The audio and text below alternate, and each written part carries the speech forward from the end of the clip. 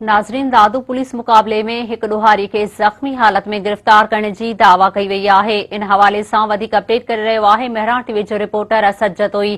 जी असद, तफ़सीलात खां आगाह कजो। जी बिल्कुल, दादू बी सेक्शन थाने की हद कोटड़ा लिंक रोड ते गश्ती पुलिस ऐं ॾोहारियुनि विच में मुबैना मुक़ाबलो थियो आहे। पुलिस पारां हिक फोरू जेको आहे उहो ज़ख़्मी हालत में गिरफ़्तार करण जी दावा कई वई आहे। SSP दादू इरफान अली समो बर वक़्त मुक़ाबले वारे हंधि पहुतो।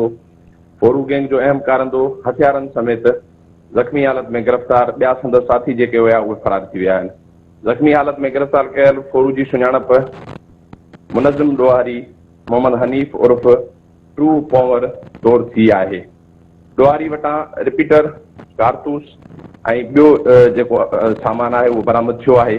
SSP दादू इरफान समो जो अहिड़ो बयानु साम्हूं आयो आहे त ज़ख़्मी ॾोहारीअ खे तिबी इमदाद लाइ अस्पताल मुंतक़िल कयो वियो आहे, जॾहिं त संदसि फरार साथियुनि जे हथु करण लाइ वधीक पुलिस नफ़री तलब करे इलाइक़े जो सर्च ऑपरेशन जारी आहे। जॾहिं त SSP इरफान समो जो इहो बि चवणु आहे त हिरासत में वरितल ॾोहारी सरगर्म ॾोहारी आहे। संदसि ख़िलाफ़ केतिरनि ई थाणनि ते जेको आहे सो केस दाख़िल आहिनि ऐं पुलिस खे घुर्बल हुयो। फ़िलहाल जेको आहे सो 8 केसनि जी लिस्ट जेका आहे सा उन ख़िलाफ़ केसनि जी आई आहे। जी असद, तव्हांजी महिरबानी।